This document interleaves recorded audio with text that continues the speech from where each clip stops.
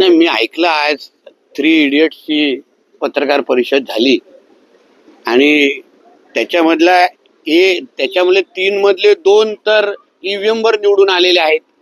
हा, राहुल गांधीजी आणि सुप्रियाताई आमच्या.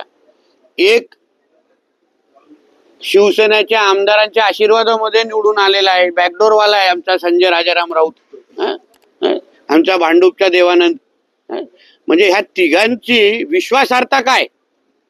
म्हणजे सगळे तिघांमध्ये दोघं अगर ईव्हीएम वर निवडून आले असतील, मग हीच पत्रकार परिषद लोकसभेच्या निवडणुकीच्या नंतर का घेतली नाही? निकालानंतर का घेतली नाही? आम्ही भारतीय जनता पक्षाने एनडीए म्हणून असे शेमड्यासारखे रडत बसलो का? आम्हाला लोकसभेमध्ये जे काही आमचे निकाल लागले त्याच्यानंतर भारतीय जनता पक्ष आणि एनडीएचे सर्वच घटक पक्ष कामाला लागले, मेहनत केली आणि म्हणूनच हरियाणा असो महाराष्ट्र असो सगळीकडे आमची सत्ता आम्ही आणून दाखवली, लोकांचा विश्वास संपन्न केला, हिंदू समाजाला आम्ही लोकांनी जागवलं.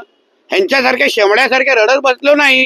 स्वतः ईव्हीएम वर निवडून यायचे. मग ह्याच्यापेक्षा त्यांना सांगा ना, त्यांचे जे काही निवडून आलेले खासदार आहेत ते सगळ्या जणांनी राजीनामे द्यावे आणि मग बॅलेट पेपरच्या नावाने निवडून यावं.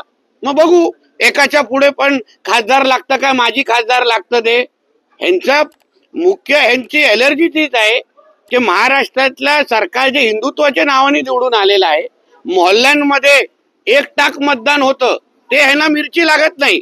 आता काही बूथ मध्ये जिथे मुस्लिम मोहल्ले आहेत तिथे 6 मत, काही उमेदवाराला आमच्या 6 मतं मिळालेली आहेत, काही 15 मतं भेटलेली आहेत. मग तिथे आम्ही ईव्हीएम हॅकिंगचं नाटक केलं का?